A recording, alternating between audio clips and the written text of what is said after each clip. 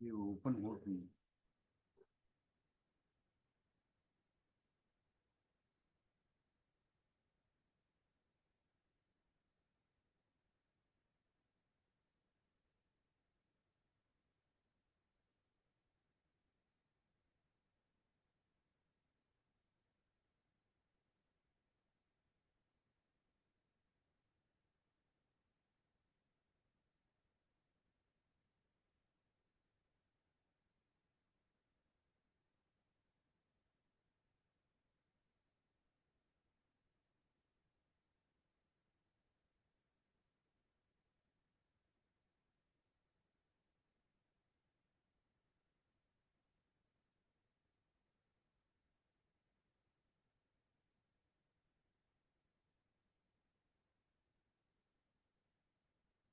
Join करा. पटकन join करून टाका. सर्वजण पटकन जॉईन करा.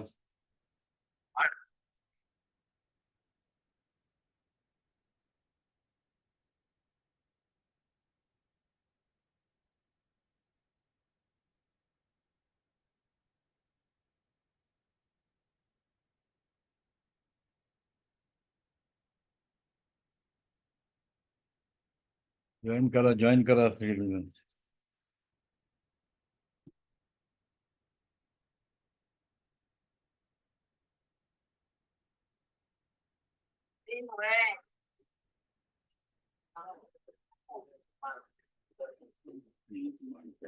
बाकी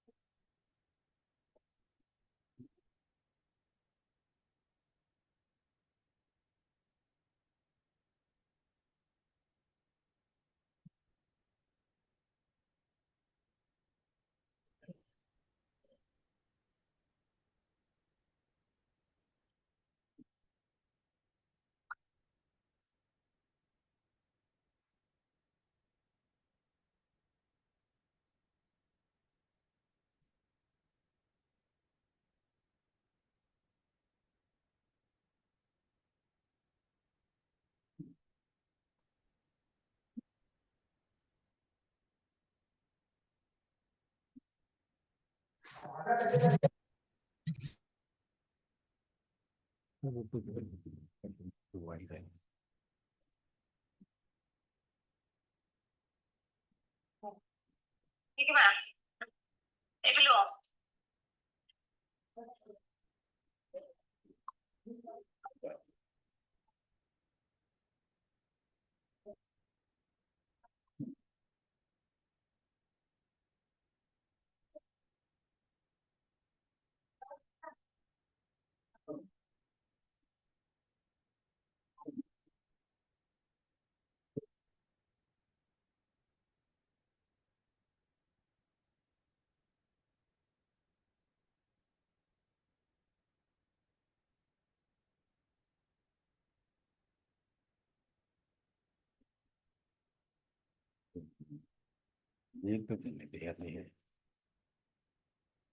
कॉल केल्याशिवाय देईल.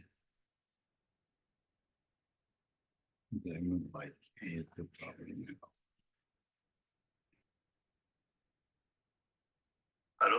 जॉईन करा की सांगितलं ना, परत कॉल करत बसायला लागते मला. नाही सर, करतोय जॉईन, मेसेज आल्यावर करतो पण ते होत नाही जॉईन. व्हायला पाहिजे की त्याच्यात हे करा, परत एकदा करा. नाही नाही, पुन्हा काय करा, ड्रीम घाला आणि ID नंबर आणि तो पासवर्ड टाकून करा. खाली दिलाय की ID नंबर आणि पासवर्ड. लिंक वर होत नसेल तर ID नंबर आणि पासवर्ड देऊन झूम मध्ये जाऊन डायरेक्ट करायचं.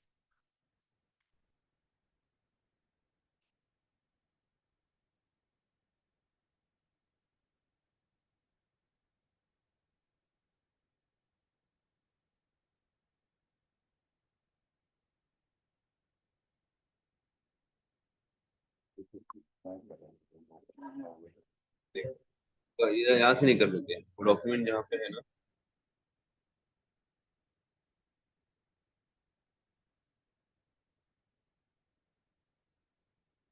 सगळ्यांना कॉल केल्याशिवाय येतच नाही, हे जास्त टाइम झालं की थांबायचं ना, येऊन तिथे वेट करायचंच नाही. सगळ्यांना कॉल म्हणजे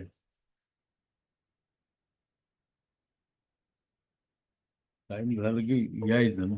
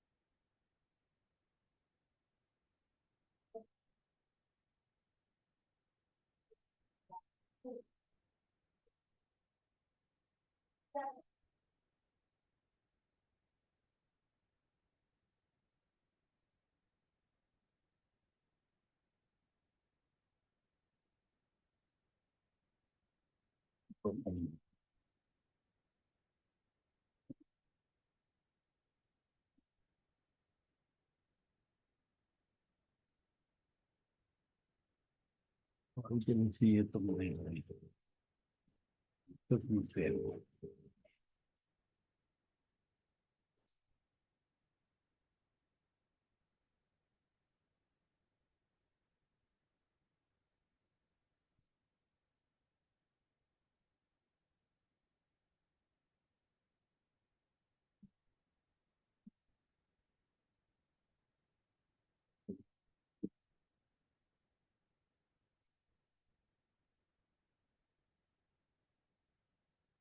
हॅलो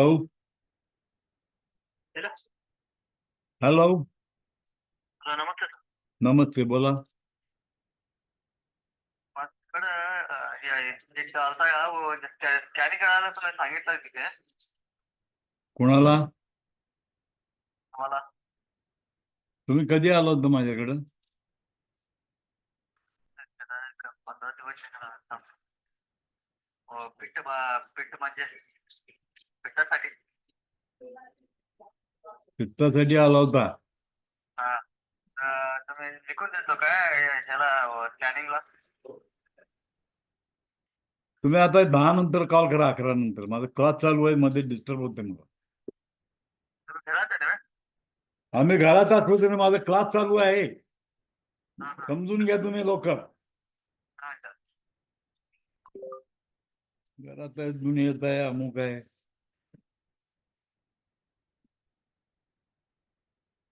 काही नाही, काय ती फालतूगिरी करत बसायची.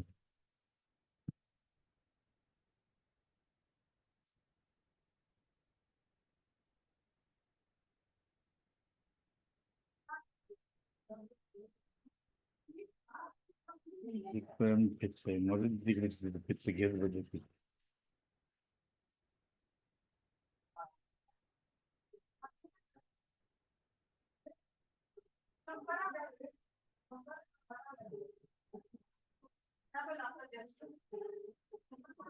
जॉईन करा, जॉईन करा. सांगत बसायला लागते ते.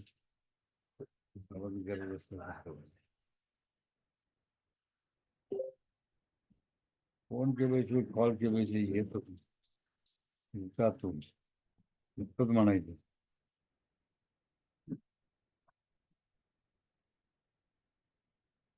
सगळ्यात उशिरा येणारे लोक आहेत.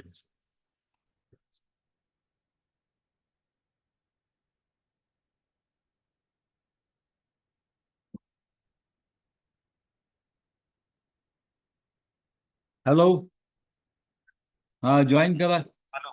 जॉईन करा, जॉईन.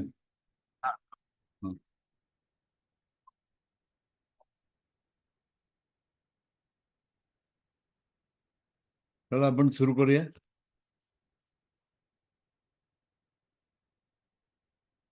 आज आपण बघायचंय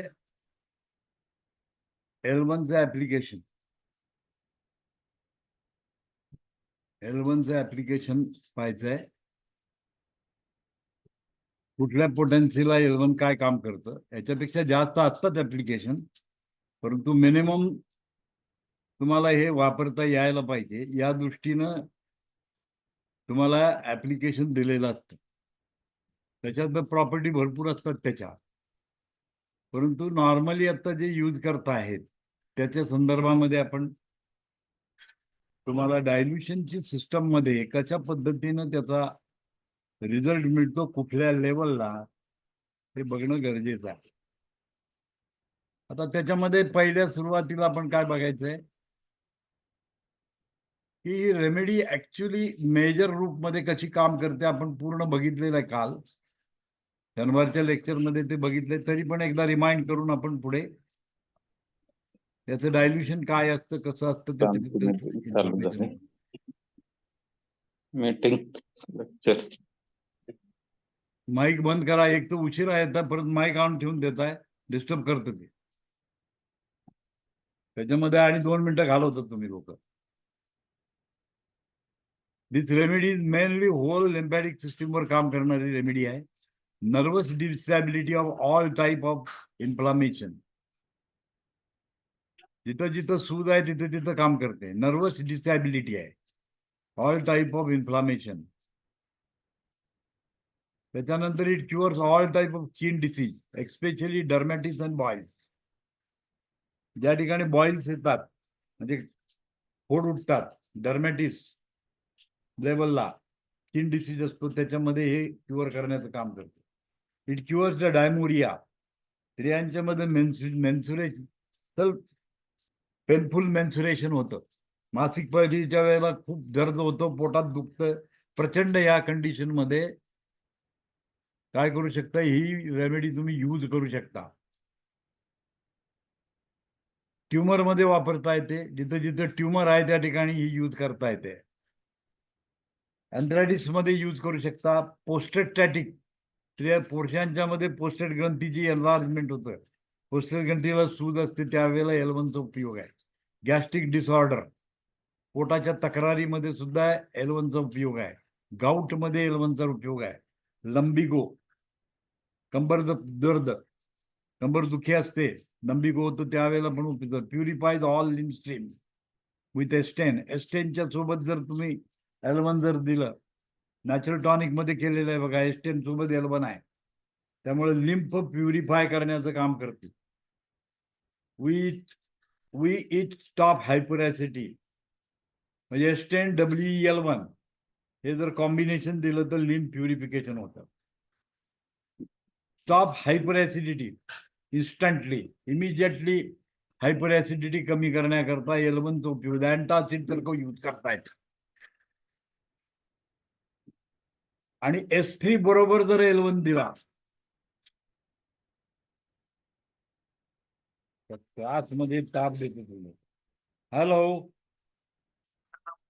क्लास चालू आहे, जरा थोड्या वेळाने कॉल करा जरा. सोमवारी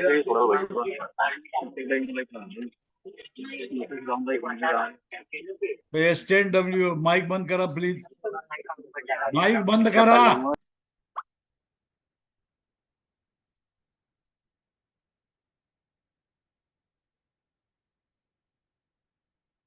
It stop hyperacid instantly with S3. It cures. S3च्या सोबत जर समजा L1 दिलं तर IBD, इंटेस्टायनल बाउल डिसीज, IBD मध्ये सुद्धा उपयोग होतो. Irritable brown syndrome, irritable bowel disease मध्ये सुद्धा H3 च्या सोबत L1 दिला तर इफेक्ट मिळतो. कोलॅटिस मध्ये H3 च्या सोबत L1 दिलं तर कोलॅटिस मध्ये सुद्धा फायदा होतो. रेक्सेटायटिस विथ S5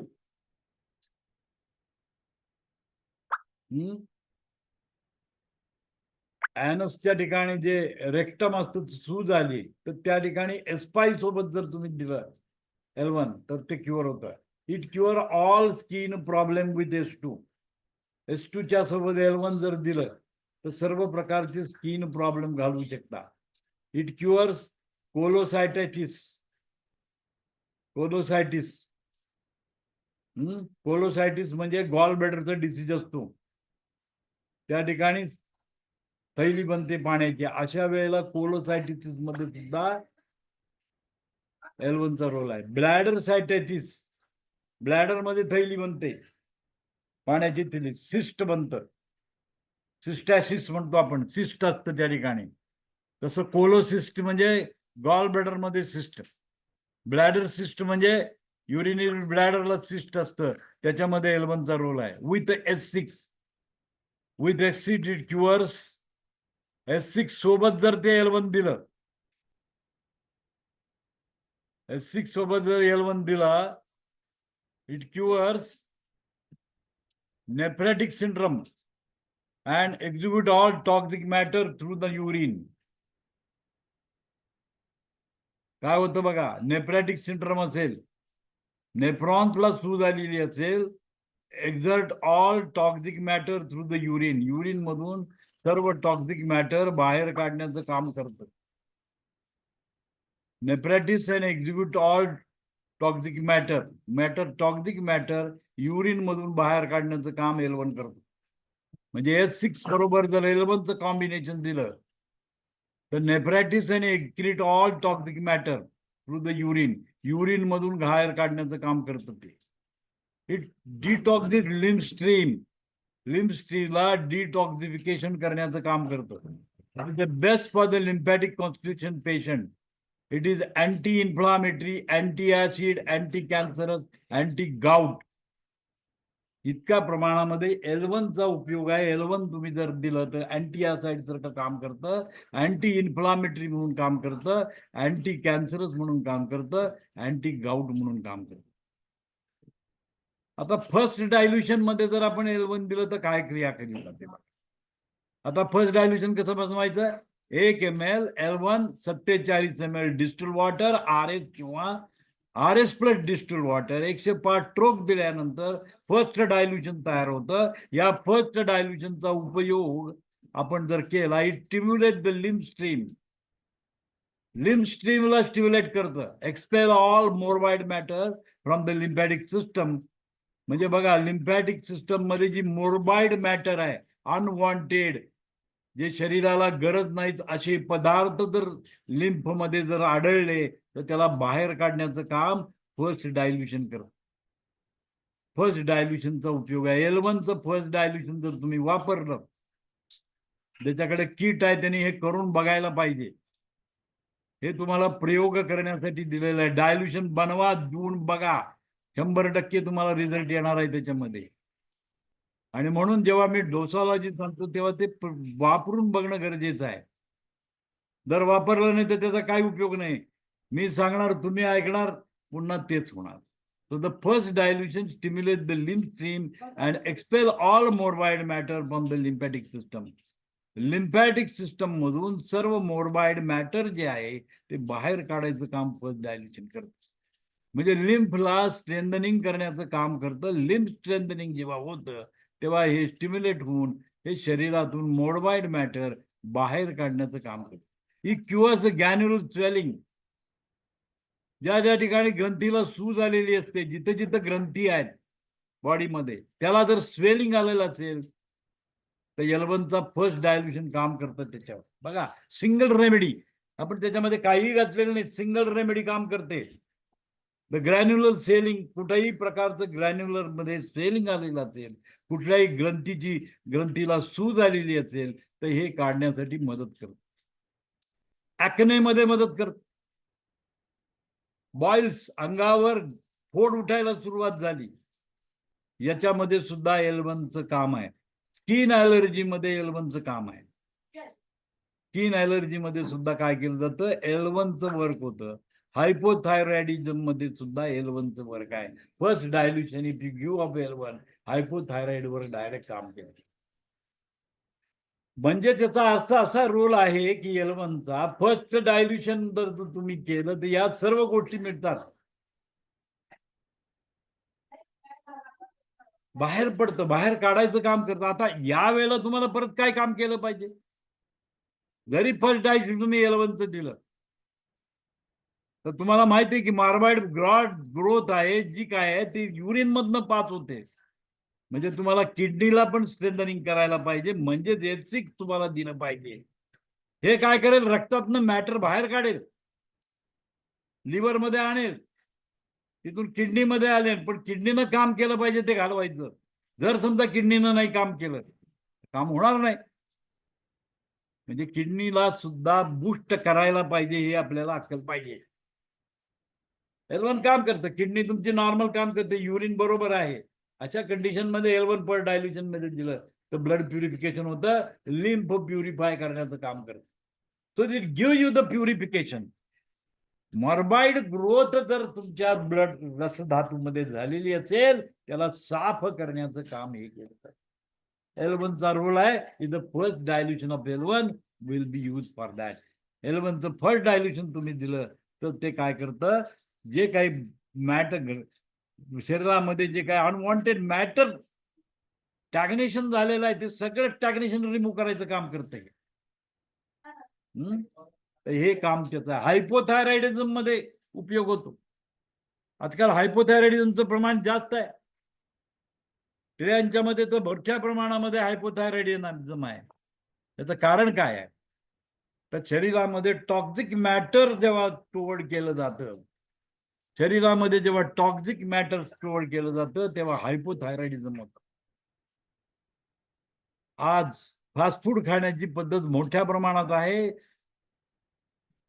याच्यामध्ये पॉयझनिक मटेरियल तुमच्या पोटामध्ये, प्रिझर्वेटिव्ह खूप मोठ्या प्रमाणामध्ये शरीरामध्ये जातात आणि हे शरीरातनं बाहेर जात नाही. अशा कंडिशन मध्ये हे सगळं तर ग्रॅन्युलर स्वेलिंग होणे, बॉइल्स येणे, अंगावर गाठी उठणे, स्किन ॲलर्जी डेव्हलप होणे, हायपोथायरॉइड डेव्हलप होणे, या सर्व गोष्टी याच्यामध्ये येतात. आणि म्हणून L1चा रोल आहे. L1चा रोल आहे. पण जनरल टॉनिक मध्ये सुद्धा L1 वापरलेला आहे.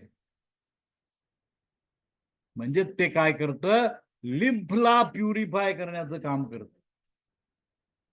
लिम्फ प्युरिफाय करतं. म्हणजे L1 कुठल्याही ऑर्गन सोबत जर दिलं, ऑर्गन रेमेडीच्या सोबत दिलं, उदाहरणार्थ H6 ही ऑर्गन रेमेडी आहे, किडनीवर काम करणारी रेमेडी आहे. H6 बरोबर L1 दिलं तर काय होईल, तिथं जे काही साठलेलं पदार्थ आहेत आणि ज्याच्यामुळं किडनी काम करत नाहीये, अशा ठिकाणी प्युरिफिकेशन झालं तर पीक फंक्शनॅलिटी वाढवायला सुरुवात होते. त्या ठिकाणी जे काही टॉक्सिक मटेरियल जे त्याच्यामध्ये जाऊन बसल्यामुळं तिथं काम होत नाही, अशामध्ये L1चा रोल होतो. L1 बेनिफिट करतो. समजून घ्या L1चा रोल काय आहे हे समजून घ्या. म्हणजे फर्स्ट डायल्युशन मध्ये तुम्ही जर L1 दिलं की प्युरिफिकेशन व्हायला सुरुवात होते. Granular swelling, cured granular swelling. Pancreas gland आहे की नाही? बोला, पॅनक्रिया ग्लॅन्ड आहे का नाही आहे? आहे सर. ती एक्झोक्रॅनिक आणि एंडोक्रॅनिक. एक्झोक्रॅनिक फंक्शन पण आहे, एंडोक्रॅनिक फंक्शन पण आहे. एक्झोक्रॅनिक म्हटलं तर डायजेस्टिव्ह ज्युसेस त्यातनं सिक्रेट होतात आणि एंडोक्रॅनिक फंक्शन मध्ये इन्सुलिन. लक्षात आलं का? दोन्हीही फंक्शन पॅनक्रियामध्ये आहे. मग पॅनक्रियाला सूज आली काय करणार? बोला, पॅनक्रियाला सूज आली तर तुम्ही काय करणार?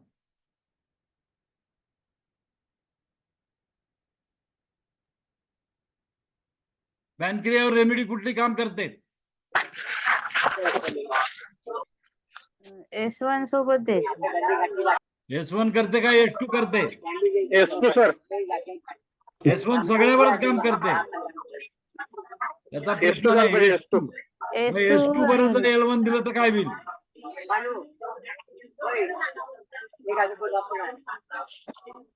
अहो, माईक ऑन करायला सांगितल्यावर बाहेरचं बोलायचं बंद करा. ज्यांच्याकडे माणसं बसलेली आहेत त्यांनी कृपया माईक बंद करा. जेव्हा तुम्हाला गरज आहे तेव्हा ऑन करा. सर S2 सोबत L1 दिल्यानंतर सर त्याची सूज कमी येईल. म्हणजे त्या पॅनक्रियाची सूज कमी झाली तर पॅनक्रिया काम करेल की नाही? प्रॉपर वर्किंग करेल सर.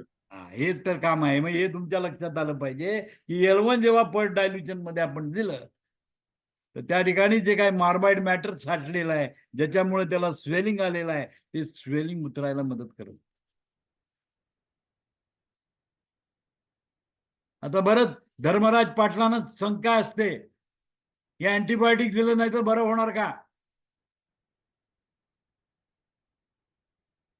अशी शंका का उत्पन्न होते तर तुम्हाला L1चं फंक्शन माहित नाही.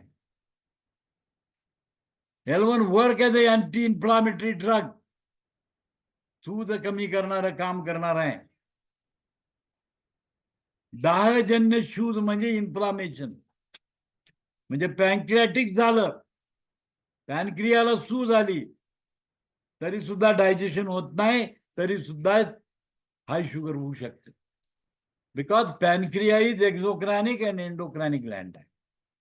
आता लिव्हरला सूज आली, लिव्हर ग्लँड आहे की नाही?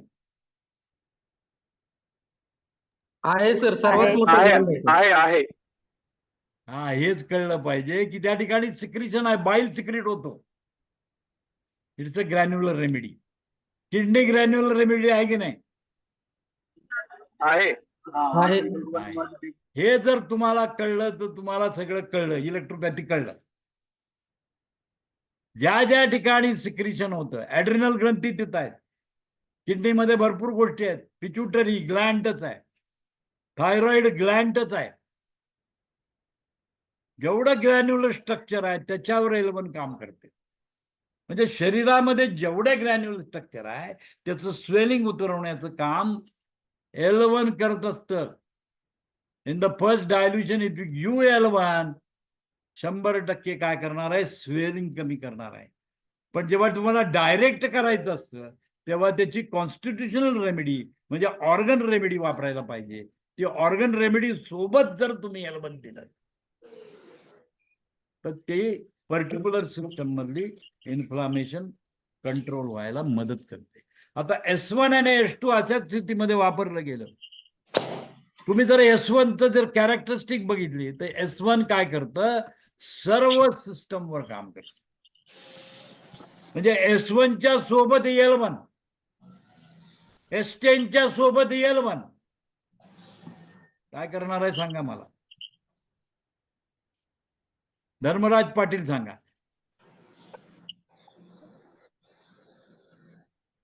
धर्मराज पाटील सांगा की S1 सोबत L1 दिलं, S10 सोबत L1 दिलं, काय होणार? काय परिस्थिती होईल?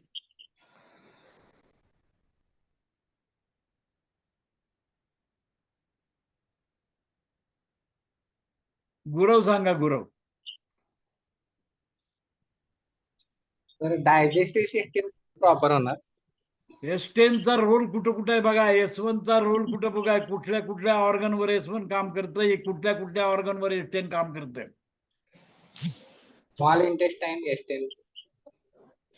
तुम्ही पूर्ण त्याचा S10चा जेव्हा अभ्यास केला तर ते सेरिब्रमवर पण काम करतं. S1 मेंदूवर पण काम करतं. हो सर. म्हणजे मेंदूतली सूज उतरवायला सुद्धा मदत करू शकतं. S1 L1 म्हणजे जनरल टॉनिक, नॅचरल टॉनिक असं टॉनिक आहे की it purify the blood and the lymph. हे फार महत्वाची गोष्ट आहे. हे तुमच्या लक्षात फक्त डोसालॉजी चेंज करायची आहे. ब्रेनकडे जाताना हाय पोटेन्सी मध्ये द्यायचं आहे, त्याला हायर लेवलला जायचं आहे आणि बाकीच्यासाठी लोअर लेवल तुमची चालते. एवढं जरी केला तरी होते, कारण याच्यामध्ये L1 आहे. म्हणजे फर्स्ट डायल्युशन मध्ये जनरल टॉनिक दिलं तर काय होईल सांगा? फर्स्ट डायल्युशन मध्ये जनरल टॉनिक दिलं तर काय होणार सांगा मला?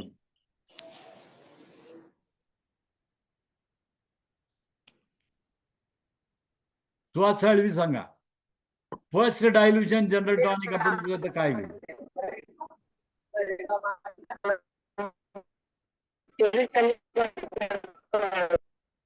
म्हणजे तुम्ही जर ते फर्स्ट डायल्युशन मध्ये दिलं, स्वेलिंग कमी करते सर संपूर्ण पर्यंत या कोण काय बोलते कळत काही कळत नाही मला. स्वेलिंग कमी करते पूर्ण सिस्टीम मधलं. पूर्ण ग्लँड मधलं जे हे आहे ते कमी करत स्वेलिंग करायला मदत करत. म्हणजे तुम्ही साळवी सर, mic डोसाबाजी बंद जर करा. चेंज केली तर ते काम करणार आहे. आणि म्हणून आपण त्या ठिकाणी 5 ml फक्त टाकलेला L1, पण S1 मात्र 7 ml टाकलं. डब्ल्यू मात्र 8 ml टाकलेला आहे. या ml चा उपयोग काय आहे? मात्रा का चेंज केली? इक्वल मात्रेमध्ये आपण घातलेलं नाही. त्याचं कारणच असं आहे की आपल्याला टार्गेटेड काम जेव्हा करायचं असतं तेव्हा ते टार्गेटेड मेडिसिन आपल्याला दिलं पाहिजे. पण तुम्ही जनरली तुम्हाला सूज उतरवायची असेल, कुठल्याही ग्रॅन्युलर स्ट्रक्चर मध्ये स्वेलिंग असेल तर L1 काम करतं फर्स्ट डायल्युशन मध्ये काम करतं L1. आता सेकंड डायल्युशन काय करतं बघूया आपण. L1चं सेकंड डायल्युशन केलं तर काय परिणाम होतो? It cures gout, leucorrhoea, gastritis, eczema, asthma, sexual weakness, renal problem. Second dilution मध्ये गाउट क्लिअर करतं. सेकंड डायल्युशन मध्ये गाउट म्हणजे काय? Deposition of uric acid. जिथं जिथं जॉईंट आहेत त्या जॉईंट मध्ये युरिक ऍसिडचं डिपॉझिशन होतं. आणि हे युरिक ऍसिड काढण्याचं काम कोण करतं? तर किडनी करतं. किडनीचं फंक्शन वीक असेल तर डिपॉझिशन व्हायला सुरुवात होते जॉईंट मध्ये आणि गाउटरी पेन यायला सुरुवात होते. गाउटरी pen because of the deposition of uric acid in the joint create the pain. अशा वेळेला त्या युरिक ऍसिडला जॉईंट मधून बाहेर काढण्याचं काम सेकंड डायल्युशन ऑफ L2 करतं.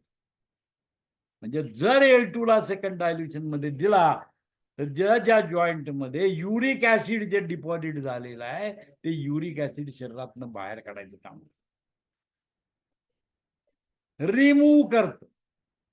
आणि तुम्हाला मी सांगितलं की L1 चा रोल असा आहे की साठलेल्याला बाहेर काढून रक्तवाहिन्यात ढकलून द्यायचं. साठलेल्या गोष्टीला बाहेर काढायचं आणि रक्तवाहिन्यातून ढकलून द्यायचं. आणि हे येतो कुठे? लिव्हर आणि किडनीच्या जवळ. समजून घ्या हे रूट कसा आहे लक्षात घ्या. impure blood always goes in the spleen and the liver. Spleen and liver मध्ये impure blood जातं. स्प्लीनचा रोल आहे RES.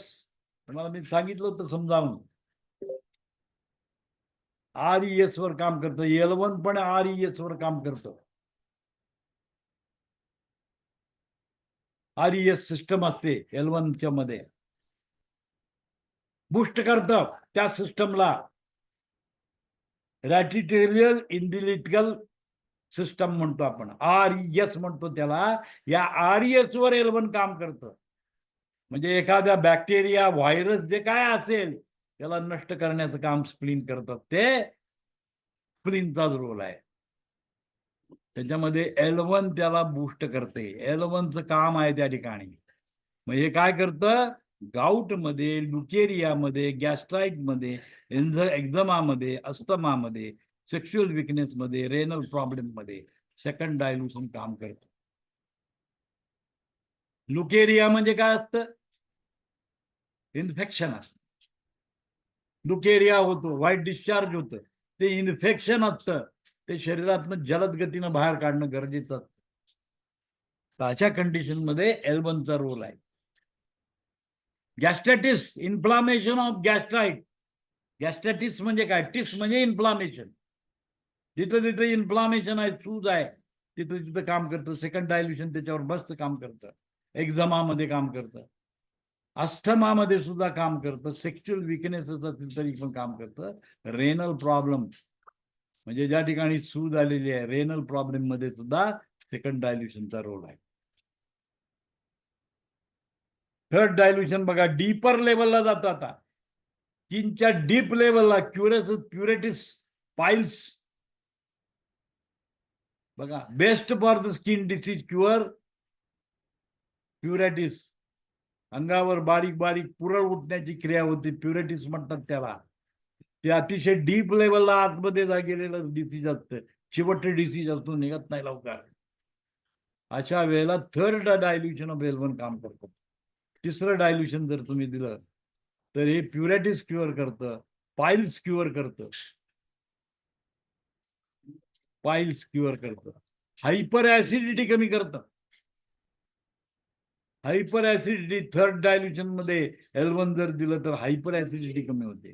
Swelling of mucus membrane, जे काय म्युकस मेम्ब्रेनला स्वेलिंग आलेलं असेल, एनलार्ज पोस्टेटायटिस, या सगळ्यामध्ये थर्ड डायल्युशन काम करतं.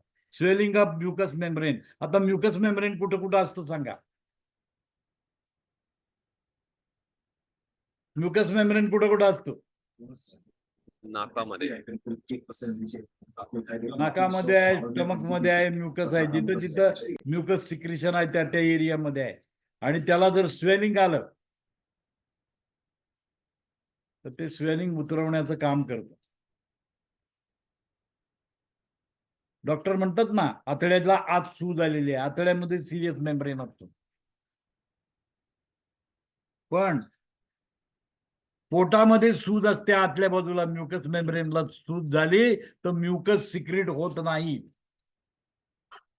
तिथं ग्लँड्स असतात, म्युकस ग्रंथी, आणि त्या म्युकस ग्रंथीला सूजन येते.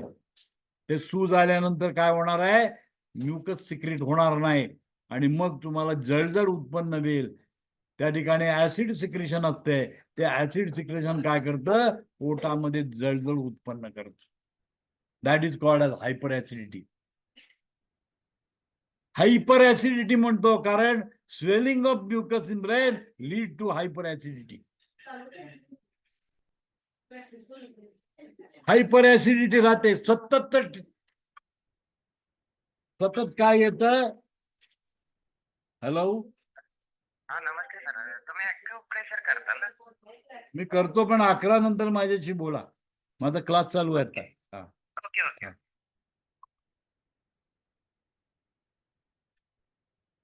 तर हायपर ऍसिडिटी का होते? Swelling of mucus membrane.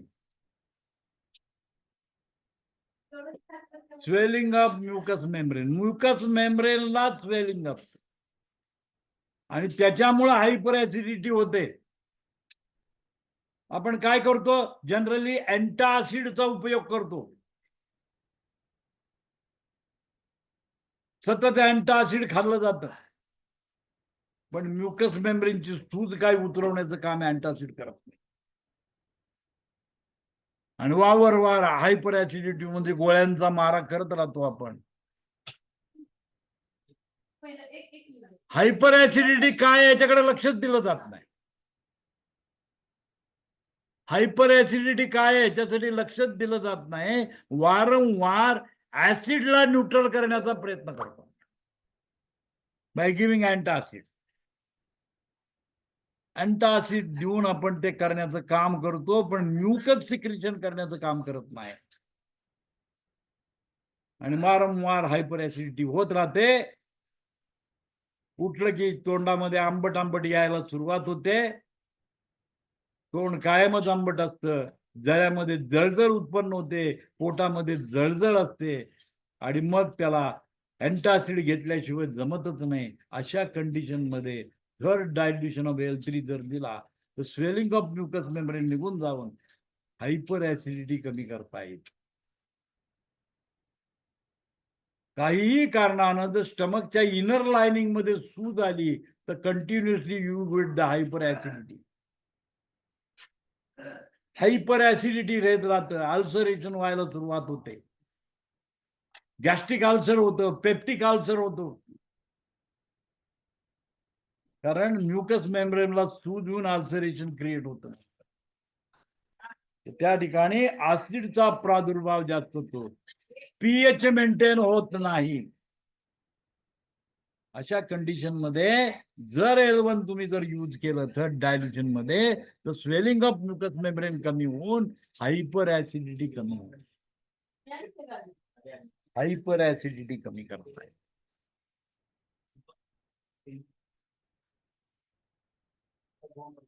Skin disease create होतं, ऍसिडिटीचाच परिणाम आहे स्किन डिसीज.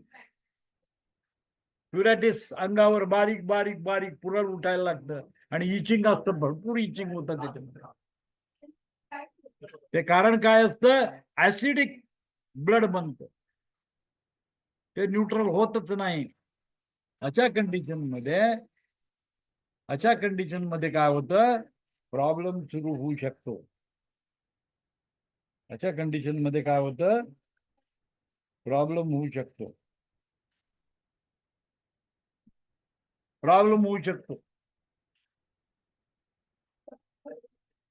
तर हे लक्षात घेतलं पाहिजे.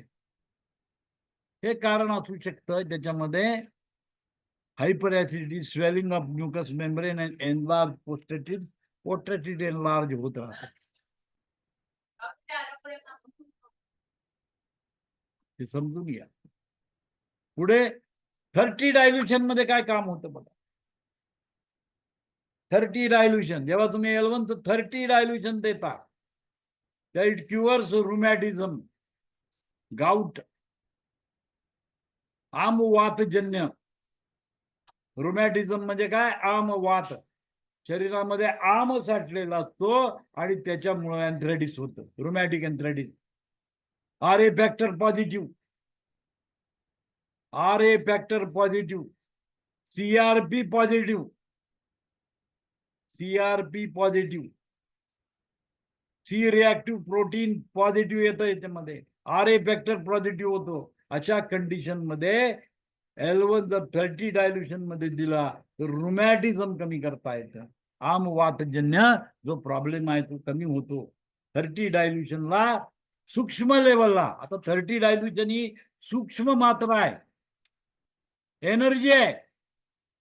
30 डायल्युशन मध्ये एनर्जी आहे, त्याच्यामध्ये औषधाची मात्रा खूप कमी असते, परंतु पोटेन्शियलाइज केल्यामुळं इट गिव्ह एनर्जी सिस्टम. आणि ही एनर्जी सिस्टम काय करते, सूक्ष्म लेवलचा जो आम जो झालेला आहे, सेल लेवलला जो आम गेलेला असतो, त्या आमला बाहेर काढायचं काम करते.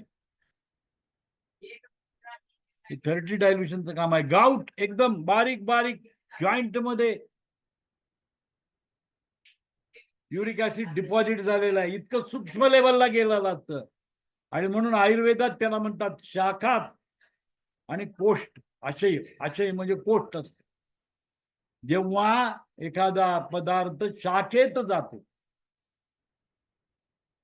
म्हणजे सेल लेवलला जाऊन बसलेला असतो, त्याला बाहेर काढण्यासाठी पंचकर्म करावी लागतात. काया चिकित्सेचा काही उपयोग होत नाही, त्यावेळेला पंचकर्म करा असं आयुर्वेद सांगतो. काया चिकित्सेने रोग बरा होत नसेल तर पंचकर्म करणं गरजेचं. म्हणजे याचा अर्थ काय झाला, दोष इतक्या सूक्ष्म लेवलला गेलेला असतात, it is going into the cell level, पेशीच्या लेवलला दोष गेलेले असतात. ते दोष सूक्ष्म आशयातून बाहेर काढण्यासाठी हाय पोटेन्सीची गरज असते. आणि म्हणून 30 पोटेन्सी मध्ये जर L1 दिलं तुम्ही, तर शाखेमध्ये गेलेले दोष पोटात आणण्याचं काम केलं जातं. समजून घ्या, डोसॉलॉजी कशी काम करते हे समजून घ्या. 30 डायल्युशन इतकं सूक्ष्म होतं औषध, कारण 10th डायल्युशनच्या प्रकारे काहीच सापडत नाही. आता हे 30 डायल्युशनचं अनालिसिस लॅबमध्ये दिलं तर तुम्हाला पाणीच दिसेल किंवा RSच दिसेल, जो बेस आहे तेच कळेल, त्याच्यामध्ये औषध किती आहे कळणारच नाही. म्हणजे इफेक्ट मात्र मिळत जातो. म्हणजे जेवढं सूक्ष्म कराल तेवढं ते बेनिट्रेटिंग असतं, बारीक बारीक लेवलला आत जाऊन तिथून त्याला बाहेर काढायचं काम करतं. ही त्याची पॉवर असते, ताकद असते.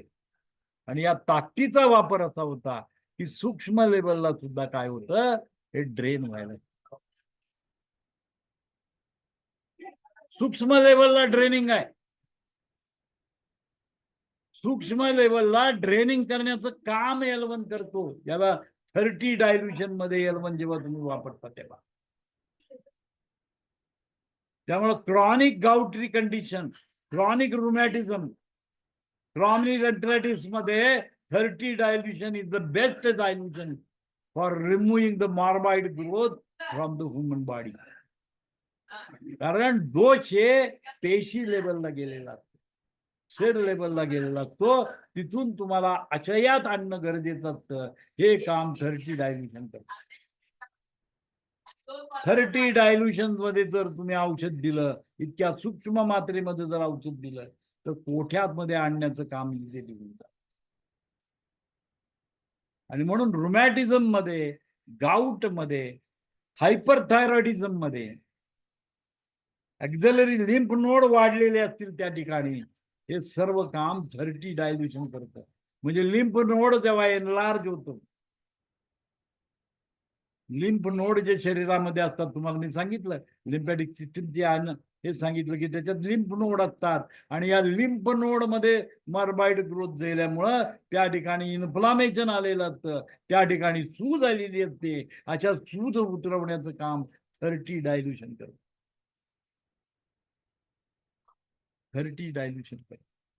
30 डायल्युशनचा रोल आहे तो. इतक्या सूक्ष्म मात्रेमध्ये जर तुम्ही औषध दिलं, इट वर्क लाईक दॅट. इतक्या सूक्ष्म मात्रेमध्ये तुम्ही दिला तर हे L1 असं काम करतं की जाऊन तिथनं खेचून आणतं सगळ्याला. पेशी लेवलला खेचून आणण्याची ताकद आहे त्याच्यामध्ये.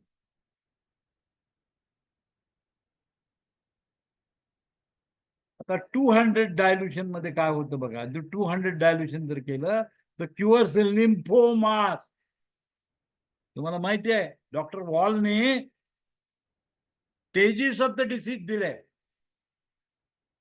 Stages of the disease. Doctor वॉलने काय दिलं, स्टेजेस ऑफ द डिसीज सांगितली. पहिली कंडिशन इन्फ्लामेशन. इन्फ्लामेशनची कंडिशन सांगितली. त्यामुळे त्यांनी काय वापरलं,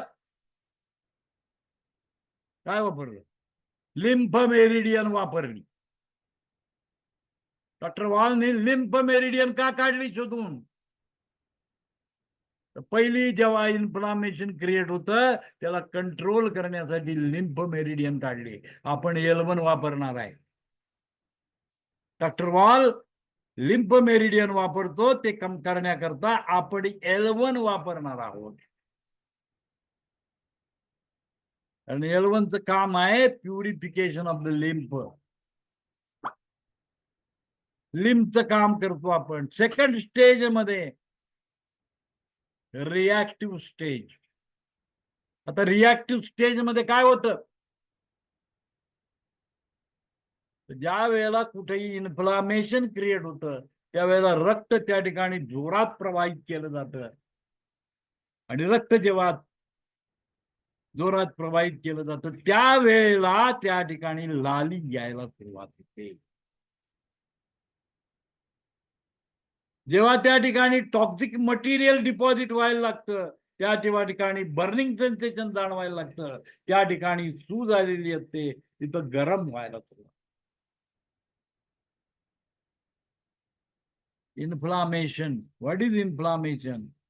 लाली दिसते, गरम होतं, टेम्परेचर हाय होतं आणि तिथे प्रेशर वाढलेलं असतं because of the toxic material and the blood. आणि त्या ठिकाणी पेन यायला सुरुवात होते. या 3 कंडिशन तुमच्या लक्षात आल्या पाहिजे. इन्फ्लामेशन, सूज, प्लस तिथे बर्निंग सेन्सेशन, प्लस पेन. L1चा रोल काय आहे? L1चा रोल आहे तिथं जे साठलेलं आहे त्याला ताबडतोब जलद गतीने वेन्स मध्ये पुश करायचं आहे. हे पुश करण्याचं काम L1 करतं. L1ची ताकद आहे. L1ची ताकद आहे. पण ती काम होत नसेल तर अतिसूक्ष्म मात्रेमध्ये करावं लागतं. टिश्यू लेवलला 30 डायल्युशन काम करतं, सेल लेवलला 200 डायल्युशन काम करतं. पेशीच्या लेवलला काम, टिश्यूच्या लेवलला काम. टिश्यू लेवलला काम करायचं तर 30 डायल्युशन वापरा. पेशीच्या लेवलला काम करायचं 200 डायल्युशन वापरावं लागतं. पेशी लेवलला दाखवून काय करायचं आहे. आणि त्या ठिकाणी पेशी बदलतात. लिम्फोमास म्हणजे काय? म्हणजे fatty degeneration, fibroid degeneration. Doctor वॉलने ह्युमरल फेज नंतर सेल्युलर फेज मध्ये जेव्हा डिसीज जातो त्यावेळेला त्या ठिकाणी फायब्रॉइड डिजनरेशन किंवा फॅटी डिजनरेशन, म्हणजे त्या ठिकाणी ट्युमर फॉर्म व्हायला लागतो, त्या ठिकाणी फॅट डिपॉझिट व्हायला लागतात, लिम्फोमास तयार होतं किंवा फायब्रॉइड तयार होतं. अशा कंडिशन मध्ये L1 ला 200 डायल्युशन मध्ये चालवायला पाहिजे तुम्हाला. म्हणजे या ठिकाणी ट्युमरला नष्ट करण्याकरता तुम्हाला L1 चा रोल आहे, पण 200 डायल्युशन मध्ये L1 आहे. अति सूक्ष्म मात्रेमध्ये तुम्हाला L1 चा वापर करायला पाहिजे. त्यावेळेला त्या ट्युमर मध्ये ते घुसून त्या ठिकाणी असलेली मॉर्बाइड ग्रोथ आहे त्याला बाहेर काढायचं काम L1 करतो. इतक्या सूक्ष्म लेवलला जाऊन काम करतो. आणि that is the condition of cell level disease. Cell level disease मध्ये काम करतो. इतका निगेटिव्ह करायचं की ते इतकं बारीक सूक्ष्म वाहिन्यांमध्ये गेलं पाहिजे, कॅपिलरी बेडच्या तोंडाला गेलं पाहिजे, तिथं ते साठलेलं आहे सेल लेवलला, त्याला रिमूव्ह करायचं काम 200 डायल्युशन करतो. 200 डायल्युशन करतो. This is the work of that. Penetration, इतके पेनिट्रेटिंग पॉवर होते की जिथं ट्युमर आहे त्या ट्युमर नेक्रोसिस फॅक्टर, ट्युमरला मारण्याचं काम L1 करतं. इतक्या सूक्ष्म लेवलला जाऊन त्या ठिकाणी असलेली जी मॉर्बाइड वेस्ट आहे ते बाहेर काढायचं काम करतं. कॅपिलरी बेड मध्ये पुश करतं ते सगळं. एक्स्ट्रा फॅट वाढलेली असतात, लिम्फोमास तयार होतं, त्याला पूर्ण रिमूव्ह करण्याचं काम 200 डायल्युशन करतं. If use L1 in the 200 लेवलला केलं तर इतक्या पेनिट्रेशन मध्ये जाऊन त्या ठिकाणी जे काही मार्बाइड ग्रोथ होत आहे, ट्युमर वाढत असतो, या ट्युमरला कमी करण्याचं काम. त्यामुळं कॅन्सर सारख्या बिमारीमध्ये, मार्बाइड ग्रोथ झालेल्या त्या बिमारीमध्ये लोअर डायल्युशन चालत नाहीत. You have to go for the higher dilution. त्यामुळे तुम्हाला 200 डायल्युशन मध्ये जावंच लागेल,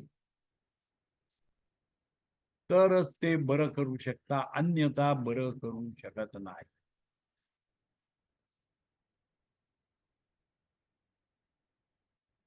आणि आयुर्वेद जेव्हा सांगतो की शाखामध्ये जेव्हा दोष जातो तेव्हा पंचकर्म करण्याची गरज असते. काया चिकित्सेने रोग बरा होत नाही. म्हणजे त्याचा अर्थ सूक्ष्म गोष्टीत आपल्याला काम करायला पाहिजे. आणि जेवढं औषध सूक्ष्म कराल तेवढं त्याची भेदन क्षमता जास्त असते. ती पेशी लेवल पर्यंत जाऊन काम करते, टिश्यू लेवल पर्यंत जाऊन काम करते. म्हणून high potency is a better solution for that. आणि म्हणून 200 मध्ये रुमॅटिक कॅन्सर, रुमॅटिझम, लिम्फोमास, फायब्रोमास, फायब्रोएडिनोमास, ॲडिनोमा होतो, ॲडिनोमा नावाचा कॅन्सर होतो. ॲडिनोमा म्हणजे हार्ट ट्युमर. ॲडिनोमा म्हणजे काय? Heart tumour. हार्ट ट्युमर जेव्हा होतो तेव्हा सूक्ष्म लेवल मध्ये L1 द्यायला पाहिजे, तर त्याला खेचून आणू शकता, त्याला कमी करू शकता. L1 वर्क होतं. L1 हाय पोटेन्सी मध्ये 200 डायल्युशन मध्ये इतकी पेनिट्रेटिंग पॉवर असते, इतक्या सूक्ष्म लेवलला जाऊन कटिंग करण्याचं काम करतं. कारण त्याची एनर्जीच असते. 200 मध्ये 100% एनर्जीच असते. आणि ही एनर्जी जाऊन काय करते, त्या ठिकाणी कट करण्याचं काम करते. एनर्जी मेडिसिन भरपूर काम करतात. Acupressure based on the energy system. Acupressure ही काय आहे? एनर्जी मेडिसिन आहे. एक पॉइंट लावला, ते पॉइंट काय करतं? एनर्जीचा फ्लो करतं. एनर्जीचा फ्लो झाला तर इतक्या सूक्ष्म लेवलला जाऊन काम करतं की ट्युमरला कट करण्याचं काम करतं. एवढी पॉवर त्याच्यामध्ये आहे. जेवढं सूक्ष्म कराल तेवढं त्याच्यात पॉवर, पेनिट्रेटिंग पॉवर येते. सेल लेवलला जाऊन काम करायला लागतं. म्हणून 200 dilution is preferred for that. Breast cancer मध्ये वापरू शकता, एनलार्ज लिम्फ नोड मध्ये वापरू शकता. बॉडीमध्ये कुठेही एनलार्ज लिम्फ नोड जर झाले तर L1 ला 200 डायल्युशन मध्ये चालवा. सगळे लिम्फ नोड वरचं स्वेलिंग कमी करायला मदत करते. This is the reality. ही तुमची खूबी आहे. हे वापरण्याचं तंत्र समजून घ्या. त्याला तंत्र म्हणतात. आम्हाला नॉलेज भरपूर आहे, औषधांचं ज्ञान माहिती आहे, पण ते कसं वापरायचे याची अक्कल जर नसेल तर त्या ज्ञानाला काही अर्थ नाही.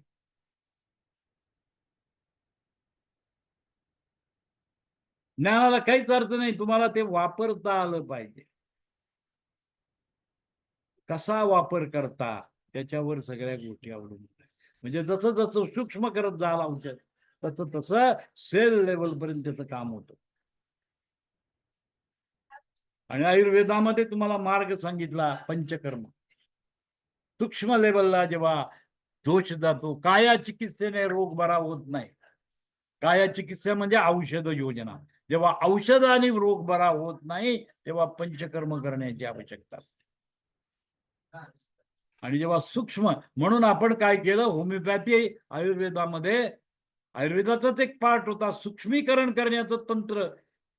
नागार्जुनने जे शोधून काढलेलं होतं तेच होतं की जेवढा औषध सूक्ष्म कराल तेवढं त्याची पेनिट्रेशन पॉवर हाय होते आणि तुम्हाला जे काय पाहिजे ते काम करता येतं.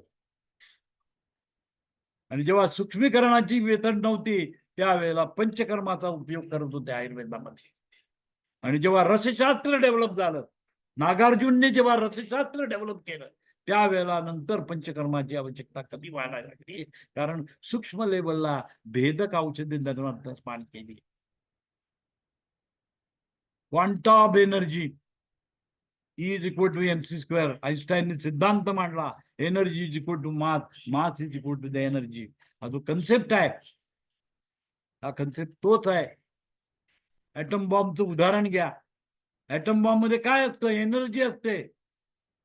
फुटल्यानंतर एवढ्या जोरात प्रचंड प्रमाणामध्ये एनर्जी त्यातनं बाहेर पडते की सगळ्याचा विध्वंस करण्याचं काम करतं. तसं हे higher dilution work like atom bomb. Higher potency मध्ये केलेलं medicine work like atom bomb सारखं काम करतं. सूक्ष्म लेवलला जाऊन काम करतं. आणि म्हणून enlarge lymph node, breast cancer, fibroadenoma, lymphoma या सर्व गोष्टीमध्ये 200 डायल्युशन काम करतं. ऑल टाईप ऑफ कॅन्सर, सर्व प्रकारच्या कॅन्सर मध्ये 200 डायल्युशन वापरा. L1चं D4, D5, D6 मध्ये काम केला तर जिंदगीत कॅन्सर बरा करू शकत नाही तुम्ही. You have to go for higher potency, higher dilution.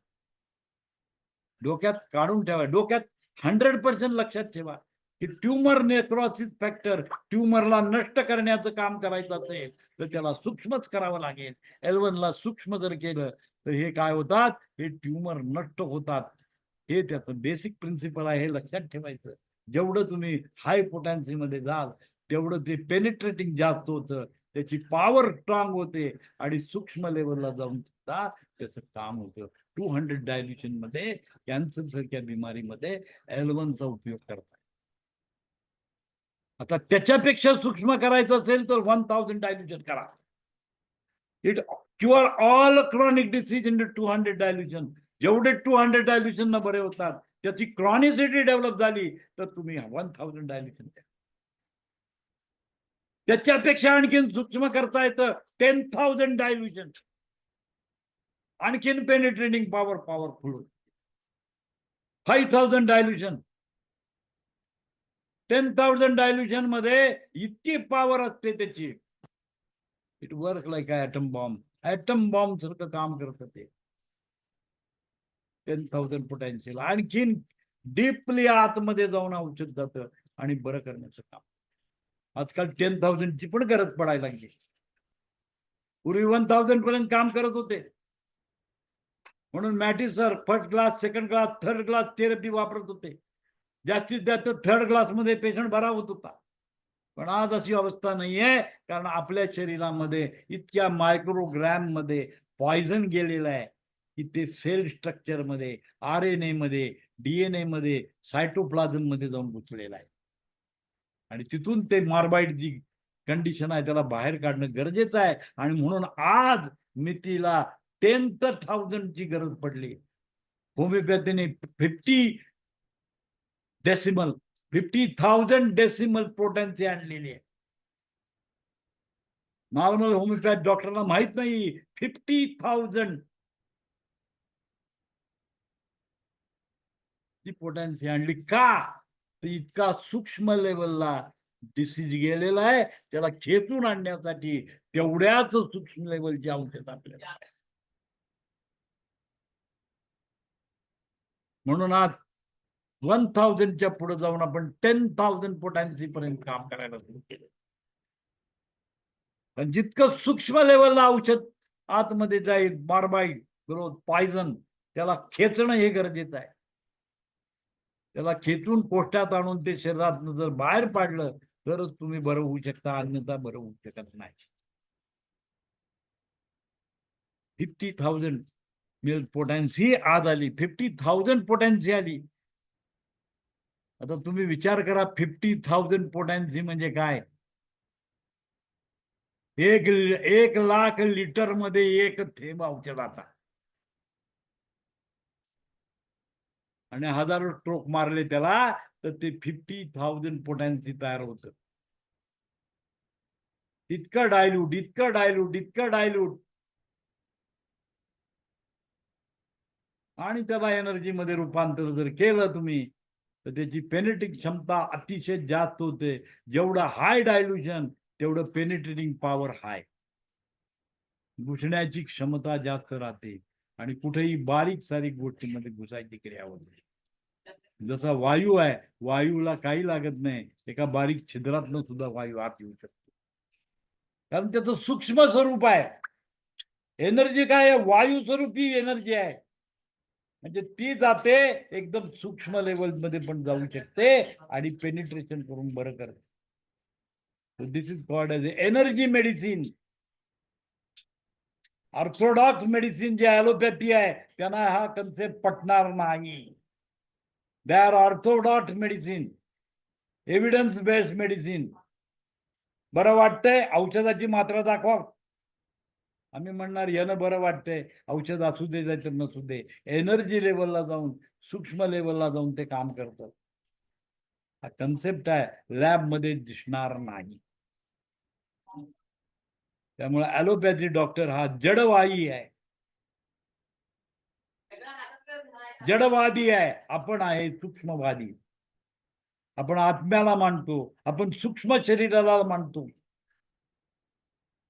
Western eastern medicine हे सूक्ष्म लेवलला मानतं आणि ॲलोपॅथी जे आहे ते वेस्टर्न मेडिसिन आहे, ते जडवादी असतं.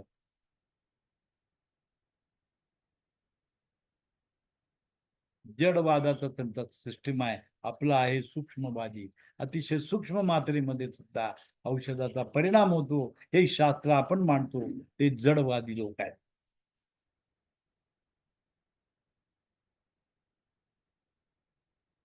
कारण ते म्हणणार दाखवा औषध.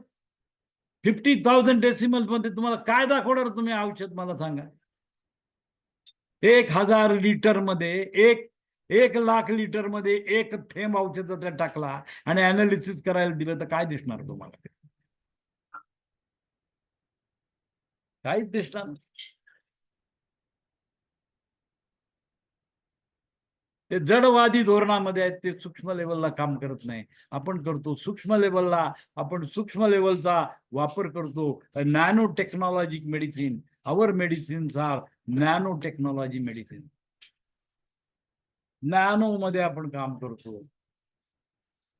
सूक्ष्म लेवलला जाऊन काम करतो आणि म्हणून तुम्हाला रिझल्ट येतात. म्हणजे ॲलोपॅथी आणि आपल्या सिस्टम मध्ये काय फरक आहे हे समजून घ्या. ज्याने ॲलोपॅथी केलं त्याला माहिती आहे वजनावर औषध दिलं जातं, माणसाच्या वजनावर औषध दिलं जातं. मात्रा ही डिसाईड केली जाते वजनावर. फक्त मात्रेचा संबंधच नाही, जितकं सूक्ष्म कराल तेवढं पेनिट्रेशन जास्त आहे त्याच्यात. हे L1 चा रोल आहे, लक्षात घ्या. दिस इज L1 रोल. L1 चा रोल आहे. त्याच्यात काही शंका असेल तर विचारू शकता.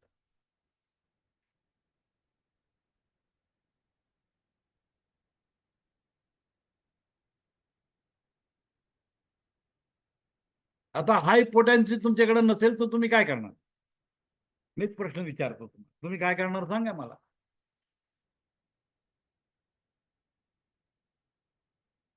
तुमच्याकडे हाय पोटेन्सीची मेडिसिनच नाही. 10,000 नाही, 1,000 नाही, 200 नाही. 30 पर्यंत तुम्ही करू शकता, 200 करू शकत नाही, 1,000 तुम्ही तयार करू शकत नाही. अशा कंडिशन मध्ये तुम्हाला जर द्यायचं असेल तर तुम्ही काय करणार सांगा. बोला. प्रश्न सवाल आहे माझा की तुमच्याकडे 1,000 नाहीये, 200 नाहीये आणि पेशंट तर तुमच्या समोर दिसतोय, तुम्ही काय करणार सांगा मला.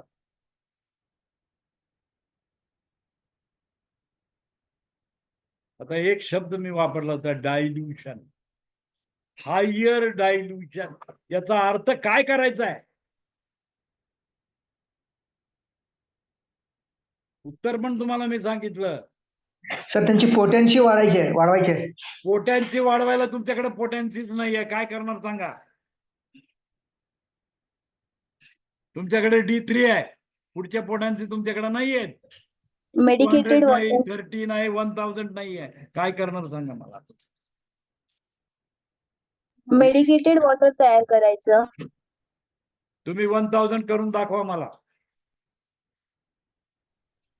1 लिटर पाणी घ्यायचं सर आणि त्याच्यात 2 ड्रॉप टाकायचे किंवा 5 ड्रॉप.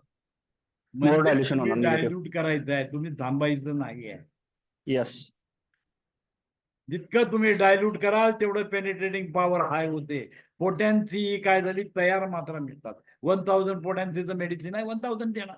200 डायल्युशनचं माझ्याकडे नाही. मग मी माझा एक ठोकताळा तयार केला की 1 लिटर पाण्यामध्ये 1 ड्रॉप देऊन टाकला. 100 ml मध्ये 1 ड्रॉप टाकला, 100 पोटॅन्सी तयार झाली. त्या 100 पोटॅन्सी मधला 1 ड्रॉप काढून पुन्हा 100 मध्ये टाकलं की 200. परफेक्ट नाहीये solution. It is not a perfect solution. हे परफेक्ट सोल्युशन नाही, परंतु परिस्थिती अनुरूप तुम्हाला ते वापरता येतं. आणि डायल्युशन तुम्ही जे घेताय, हे डायल्युशन तुमचं तुम्ही काय करता त्याचं काम करता. म्हणजे जर हा प्रश्न आला की तुम्हाला आता लिम्फोमा काय करायचंय,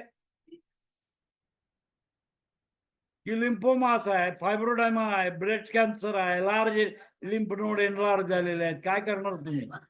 तुमच्याकडे 200 डायल्युशन नाहीये. तुम्ही काय करू शकता, 100 मध्ये 1 ड्रॉप टाका, त्यातलं 1 औषध काढा, परत 100 ml मध्ये त्यातलं टाकून द्या. It will become 200. 105 एक्सपार्ट स्ट्रोक देऊन तयार करा. 200 डायल्युशन तयार झालं, देऊन टाका पेशंटला, बघा काय होतं ते. म्हणजे थांबण्याची गरज नाही. You make it dilute and potentialise. ते पोटेन्शियलाइज करा. ट्रोक देणं गरजेचं आहे. Without stroke it is not work. आपल्याला एनर्जी तयार करायची आहे. जेव्हा तुम्ही सक्सेशन करता, जेव्हा तुम्ही स्ट्रोक करता, त्यावेळेला त्याच्यामध्ये एनर्जी उत्पन्न होते. Succussion, that is called as succussion. Molecular change होतो, मॉलिक्युलर आपटतात आणि एनर्जी लिबरेशन होतं त्याच्यात. जेव्हा तुम्ही त्याला सक्सेशन देता, जेव्हा तुम्ही त्याला स्ट्रोक देता, त्यावेळेला त्याच्यात एनर्जी उत्पन्न होते आणि एनर्जी मेडिसिन सूक्ष्म लेवलला पेनिट्रेशन करतंय. आणि मग एनलार्ज लिम्फ नोड सुद्धा कमी करता येतात. फॉर्म्युला शोधत बसू नका हो. फॉर्म्युला मी सांगणार, तुम्ही सांगणार, काय उपयोग नाही त्याचा. इचिंग होत आहे, बॉडीवर भरपूर इचिंग आहे. पेशंट आला तुमच्याकडे, खातले अंग माझं, इचिंग भरपूर आहे मला, काय कराल सांगा. तुमच्याकडे 200 पोटॅन्सी नाही आहे, इचिंग तर कंट्रोल करायचं आहे. काय देणार तुम्ही? टेबल प्रॅक्टिस मध्ये ही गरज आहे. तुमच्याकडे कुठल्या वाटेल ते प्रकारचे पेशंट येणार आहे, त्यावेळेला तुम्हाला सुचलं पाहिजे याला काय करायचं आहे. L1 ला तुम्ही हाय पोटॅन्सी मध्ये देऊन टाका, इचिंग बंद होणार आहे. हे तुम्हाला समजलं पाहिजे. नाही तर सरांना फोन करा, काय करू सर?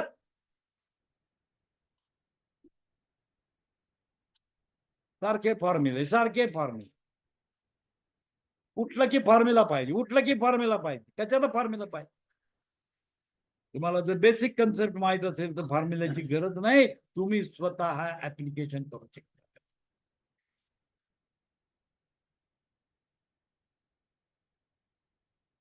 L1चा रोल आहे to remove the morbid matter from the body. Itching का होतं?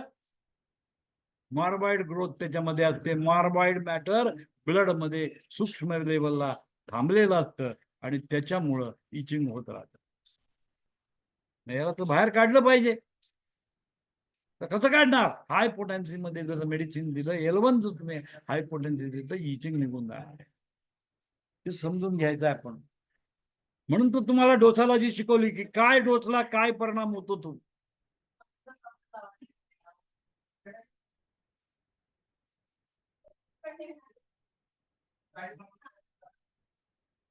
हे काम आहे त्याचं. 200 मध्ये ऑल टाईप ऑफ कॅन्सर मध्ये इफेक्ट होतो. तुमच्याकडे कॅन्सर पेशंट आला, प्रॉब्लेम आहे त्याला, L1 200 डायलिशन मध्ये देऊन टाका, पेशंट बघा काय त्याचे परिणाम होतो. ऑल टाईप ऑफ कॅन्सरवर काम करत. कारण कॅन्सर कसा होतं हेच तर माहित नाही मला, आणि ते जर मला माहित असेल तर 100% आपण 200 डायलिशन वर काम करतो. त्याच्यापेक्षा नसेल 1000 डायल्युशन द्या. सिंपल टेक्निक आहे, समजून गेले तर सिंपल टेक्निक आहे. जसं जसं तुम्ही डायल्यूट करत जाल, जसं जसं ते हाय पोटॅन्सी करत जाल, तसं तसं त्याची पेनिट्रिंग क्षमता सेल लेवलला जाते आणि सेल मधली मोर्बाइड ग्रोथ साधते. हे काम डोसालॉजीवर डिपेंड आहे. You study the dose. कोकणामध्ये मी जेव्हा पहिल्यांदा शिकवलं लोकांना, म्हणजे एक बॅच होती कोकणामध्ये डॉक्टर लोकांची, D4, D5, D6 मध्ये प्रॅक्टिस करायला लागले ते लोक. काही रिझल्ट आला नाही, ज्यांना रिझल्ट येत. D4, D5, D6 मध्ये औषध द्यायला सुरुवात केली, नो रिझल्ट.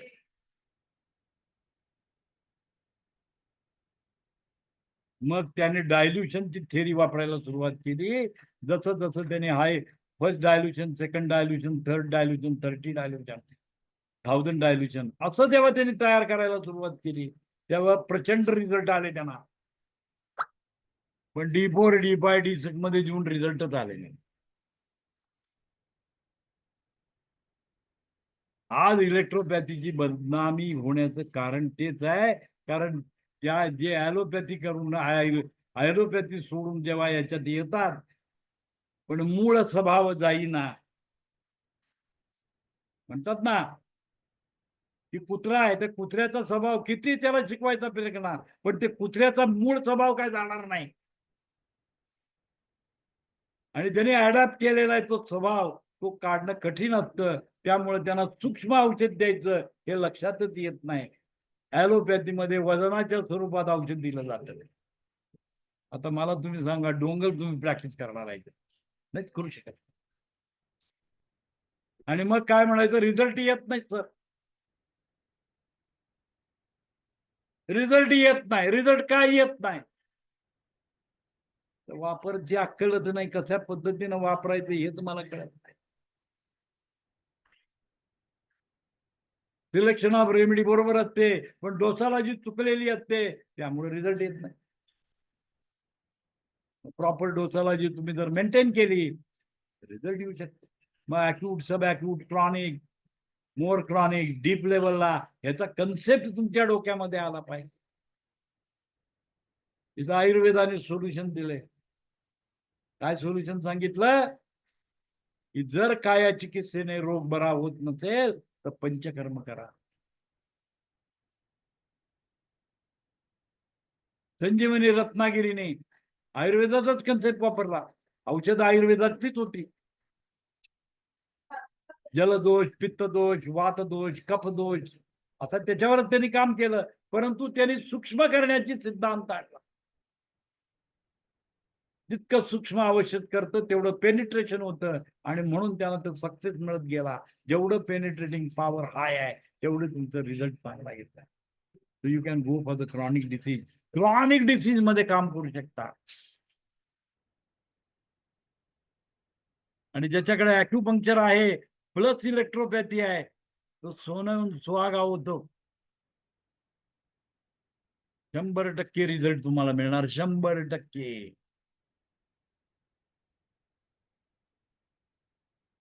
असं आहे. म्हणून डायल्युशन मेथड स्टडी करा. L1चा वापर वेगवेगळ्या डायल्युशन मध्ये वेगवेगळे रिझल्ट मिळतात. कन्सेप्ट तुम्ही लक्षात घेतला पाहिजे. आणि हा जर कन्सेप्ट तुम्ही लक्षात घेतला तर you become success in this therapy.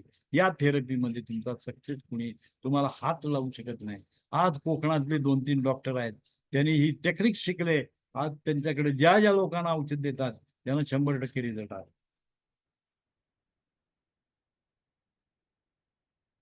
आज अशी परिस्थिती आहे कारण त्यांनी त्याचं टेक्निक शिकलंय की डायल्युशन केलं पाहिजे. D4, D5, D6 मध्ये बसता कामा नये. We should go for higher dilution. Cancer patient आला D4, D5, D6 देत बसला, काय रिझल्ट येणार? येणारच नाही त्याला. रिझल्टच येणार नाही. वाटेल ते करा, रिझल्टच येणार.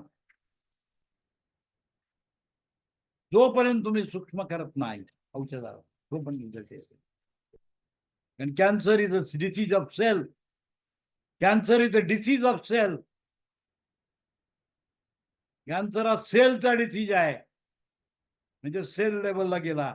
इतक्या सूक्ष्म लेवलला कॅन्सर गेलेला आहे की त्या सूक्ष्म लेवलला तुम्हाला जर आणायचं असेल, बाहेर काढायचं असेल तर औषध पण सूक्ष्म पाहिजे. औषध पण काय पाहिजे? सूक्ष्म लेवलला दिलं पाहिजे. ॲलोपॅथीचा ऑर्थोडॉक्स मेडिसिन मध्ये जी मात्रा दिलेली आहे, डोसालॉजी दिली आहे, ती इथं चालणार नाही, बिलकुल चालणार नाही. त्यामुळे तुम्ही जर D4, D5, D6 मध्ये करत असाल तर काही उपयोग नाही. You have to go for higher potency. Higher potency मध्ये तुम्हाला जावं लागेल तरच तुम्हाला रिझल्ट मिळणार आहे. आणि म्हणून डोसालॉजी शिकवली तुम्हाला. Why I am teaching dosology, this is the reason की तुम्हाला टार्गेटेड जर काम करायचं असेल तर तुम्हाला डोसालॉजी माहिती पाहिजे. D4, D5, D6 मध्ये काम होणार नाही, चालणारच नाही. Will not work. तर हे आजचा कन्सेप्ट होता. त्यामुळे कुणी नवीन जुना कुणी असेल, औषधाच्या प्रॉपर्टीज असतात आणि त्या प्रॉपर्टी आपल्याला जर त्या लेवलला जर करायचं असेल तर you have to go for the dosology. Dosology आपल्याला विचार करावा लागेल की डोस काय द्यायचा हे ह्याच्यामध्ये त्या लक्षात येईल. हाय पोटॅन्सी मध्ये गेला, मोर निगेटिव्ह, मोर पेनिट्रेटिंग पॉवर. मोर निगेटिव्ह, मोर पेनिट्रेटिंग पॉवर. भेदक क्षमता वाढते. भेदक क्षमता वाढते. तिथून जाऊन ते मॉर्बाइड ग्रोथ बाहेर काढायचं काम करतं, सूक्ष्म लेवलला काम करतं. त्यामुळे हाय पोटॅन्सी मध्ये दिलेलं मेडिसिन अतिशय स्ट्रॉंग पद्धतीने करतं. आणि म्हणून पूर्वीच्या काळी साधू संन्यासी जे होते तर तीर्थ देत होते. तीर्थ देत होते. त्या तीर्थामध्ये औषध किती होतं? विचार करण्यासारखी गोष्ट आहे. एखाद्या पानावरून पाणी वाहतंय वाहतंय वाहतंय, त्या पाण्यामध्ये त्याची मात्रा किती आहे विचारात. आणि ते तीर्थ माणसाला देऊन बरं होत ते लोक. आत्ताच तीर्थ नव्हे, आत्ताच तीर्थ म्हणजे पॉइझन आहे. काय तूप काय घालतात, फळं काय घालतात, तेल काय घालतात, अंगारे दुपारे त्याच्यात टाकतात. असं काहीतरी वेगळंच रसायन तयार होतं आणि ते खाल्लं तर माणूस आजारी पडतो, उपयोग होत नाही. आणि म्हणून त्या काळी देवाची पूजा आपण जेव्हा करत होतो त्यावेळेला पानं फुलं याचा वापर केला जातो आणि पाण्याचा वापर जास्त करत होते. पाणी, पानं, फुलं हे जे वापर करत होते त्याच्यामध्ये सूक्ष्मता निर्माण होत होती आणि हे तयार केलेलं जे तेल होतं ते औषधासारखं यूज करत. परंतु कुणाला अक्कलच नव्हती आणि नंतर मग तूप ओतायला सुरू केलं, दूध ओतायला सुरू केलं त्याच्यावर. मुख्य अंगारा काय वाटेल ते घालतात त्याच्यामध्ये आणि ते तीर्थ कसं तीर्थासारखं काम करेल. It will not work. म्हणजे ते जे शास्त्र होतं ते जे तीर्थानी लोकांना बरं करत होते, आजच्या तीर्थानी बरं होणार नाही, आजार बाळावेत.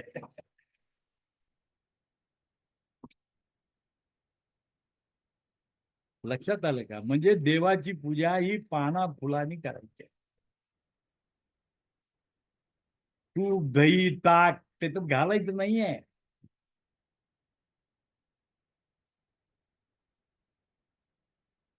म्हणजे तीर्थाचा जर उपयोग करून घ्यायचा असेल तर या पद्धतीने करायला पाहिजे. आणि ठराविक वनस्पती वापरत होते. सर्व झाडं फुलं पानं फुलं घालत नव्हते. ठराविक प्रकारच्या देवाच्यासाठी उपयोगी आणणाऱ्या वनस्पती होत्या, त्यांचंच वहन करत होते आणि त्याच्यावर पाणी ते पाण्याच्या मार्फती जात होतं. त्या पाण्यामध्ये ते उतरत होतं आणि ते तीर्थ म्हणून तुम्हाला देत होते. And it is very highly penetrating capacity in that. आणि त्यामुळं सूक्ष्म ते सूक्ष्म बदल सुद्धा चेंज होऊन माणूस बरा होत होता. कन्सेप्ट होता तिथे. लक्षात घ्या की सूक्ष्मता काय करू शकते. जेवढं औषध सूक्ष्म कराल तेवढं त्याची भेदन क्षमता जास्त असते. ती एकदम सूक्ष्म लेवलला जाऊन काम करते. तर हा कन्सेप्ट त्याच्यामध्ये आहे आणि हा कन्सेप्ट आपण आपल्या थेरपीमध्ये यूज केला गेला. तीर्थाचा जो कन्सेप्ट आहे तोच या ठिकाणी उपयोग केला. पाणी सतत वाहत राहतं म्हणजेच काय झालं, पोटेन्शियलायझेशन झालं. वाहणारं पाणी हे काय असतं, ऍक्टिव्ह वॉटर असतं आणि स्टॅग्नेशन केलेलं जे पाणी आहे ते नेहमी इनऍक्टिव्ह कंडिशन मध्ये काम करतं. म्हणजे टाकीतलं पाणी आणि नदीच्या प्रवाहातलं पाणी या दोघांच्या मध्ये फरक आहे. दोन्ही जरी H2 असलं तरी एकामध्ये पेनिट्रेटिंग पॉवर आहे, एकामध्ये हिलिंग करण्याची पॉवर आहे, विरुद्ध दुसऱ्याची जंतू तयार करण्याची power. Stagnated water creates the disease. The moving water never creates the disease. जे मूव होतं आणि पाना फुलातनं वाहत राहतं त्याच्यामध्ये सूक्ष्म औषध त्याचे येतात आणि ते पोटेन्शियलाइज होतं आणि त्यामुळे दॅट इज व्हेरी पॉवरफुल.